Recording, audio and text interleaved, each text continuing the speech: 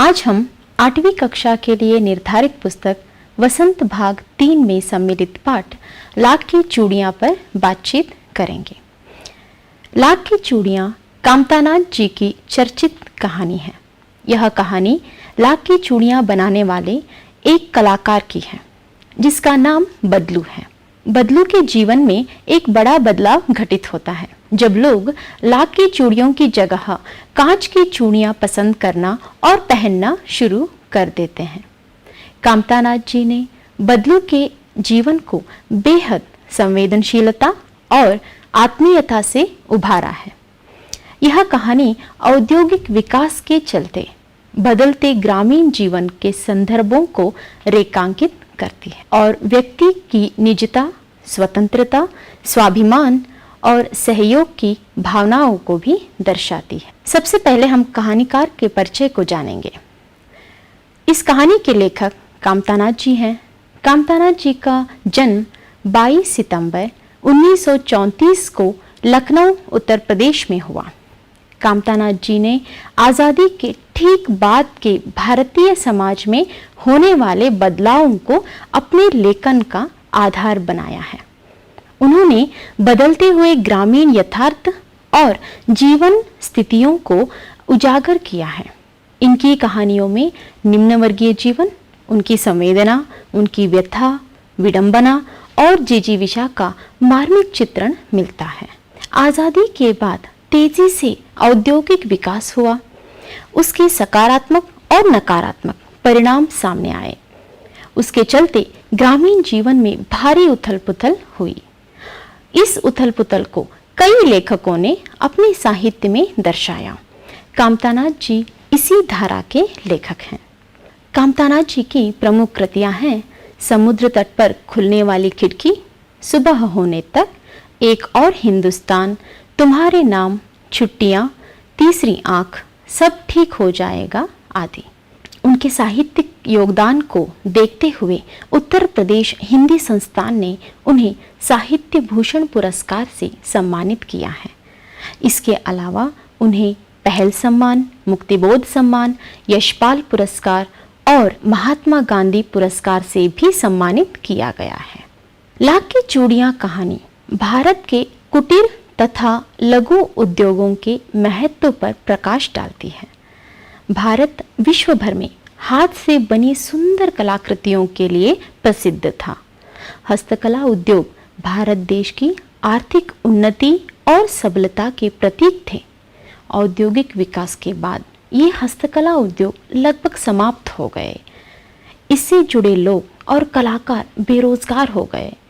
लाख की चूड़ियां कहानी इसी बदलाव के प्रभाव को उजागर करती है। यह कहानी 3 महत्वपूर्ण बिंदुओं की ओर हमारा ध्यान आकर्षित करती है। सबसे पहला है भारतीय हस्तकला की समृद्ध परंपरा का रेखांकन। दूसरा, औद्योगिक विकास के बाद बदलते ग्रामीण जीवन का चित्रण। और तीसरा है मानवीय रिश्तों में आने वाले बिखराव की ओर संकेत। यह कहानी लाख की चूड़ियां बनाने वाले एक कलाकार की है जिसको गांव के बच्चे बदलू काका के नाम से जानते हैं। बदलू काका के बारे में कहानी का एक चरित्र जनार्दन पूरी कथा कहता है। जनार्दन बचपन में जब भी अपने मामा के यहाँ जाता है तो बदलू काका उसे लाख की गोलियां बनाकर देते थे। तब जनार्दन लाख की गोलियां पाकर बहुत खुश होता था। जनार्दन बचपन में छुट्टियों के दिनों में अपने मामा के गांव आकर बदलू काका के पास जाया करता था। लेकिन कुछ दिनों के बाद उसके पिता का तबादला दूर के शहर में हो जाता है और वह बच्चा छुट्टियों में अपने मामा के घर नहीं आ पाता। कुछ समय बाद जनार्दन बड़ा हो जाता है और वह मामा के गांव आता है। बदलू काका से मिलकर उसे मालूम होता है कि गांव में लाख की चूड़ियां बनाने का कामकाज लगभग खत्म हो रहा है। इन पर निर्भर परिवारों का रोजी रोजगार खत्म हो रहा है। यही कहानी की मूल कथा है। यह कहानी भारतीय हस्तकला की समृद्ध परंपरा को रेखांकित करती है। भारत में हस्तकला, चित्रकला, मूर्तिकला की गौरवशाली परंपरा थी। बदलू काका जैसे बहुत सारे कलाकारों का जीवन उस पर निर्भर था। यह एक ऐसे समाज की परंपरा थी जहां लोग एक दूसरे के बारे में सोचते थे, एक दूसरे की मदद करते थे और मानवीय संबंधों में बंधे थे। कहानी में प्रसंग आता है कि बदलू मनिहार था। चूड़ियाँ बनाना उसका पैतृक पेशा था और वह बहुत सुंदर चूड़ियाँ बनाता था। उसकी बनाई चूड़ियों की खपत भी बहुत थी। उसके गांव की सभी स्त्रियां उसकी बनाई हुई चूड़ियां ही पहनती थी। आसपास के गांव के लोग भी उससे चूड़ियां ले जाते थे। वह कभी कभी चूड़ियों के बदले पैसे नहीं लेता था। लोग चूड़ियों के बदले उसे अनाज दिया करते थे। यह ग्रामीण समाज में मानवीय संबंधों और आपसी निर्भरता का एक रूप था। इसे कहानीकार कामतानाथ जी ने रेखांकित किया है। औद्योगिक विकास के बाद ग्रामीण समाज में तेजी से बदलाव हुए।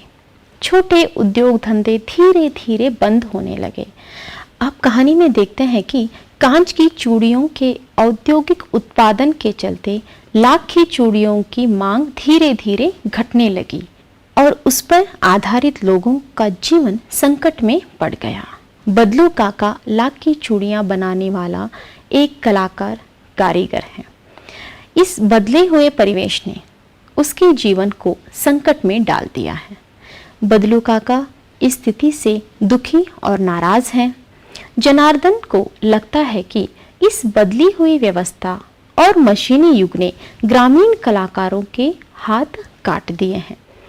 कहानीकार ने इस बदलाव को बेहद मार्मिकता के साथ चित्रित किया है। यह कहानी मानवीय रिश्तों में आने वाले बिखराव की ओर भी संकेत करती है। पहले के ग्रामीण समाज में सहयोग और सहभाव था। लोग एक दूसरे पर निर्भर थे, एक दूसरे की मदद करते थे।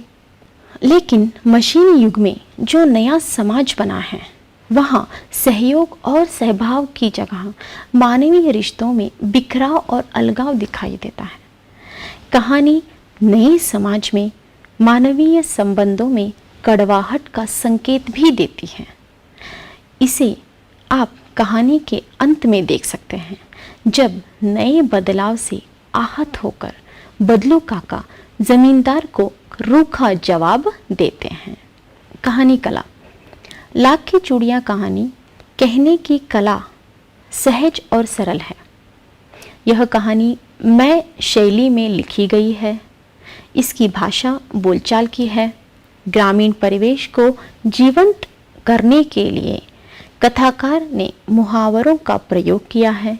उदाहरण के लिए हाथ कटना, दो चार बातें सुनना, मन मोह लेना, शंका भांपना, निगाह ठिठकना, हार कर भी हार न मानना, शरीर ढलना आदि को देखा जा सकता है।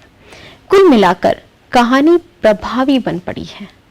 कहानी की प्रासंगिकता, सार्थकता, महत्व। यह कहानी विकास के नाम पर हस्तकला की कारीगरी से कट जाने के संकट को दर्शाती है। भारतीय हस्तकला की समृद्ध परंपरा को रेखांकन करने के साथ औद्योगिक विकास के बाद बदलते ग्रामीण जीवन का चित्रण करती है और उसके चलते मानवीय रिश्तों में आने वाले बिखराव की ओर भी संकेत करती है।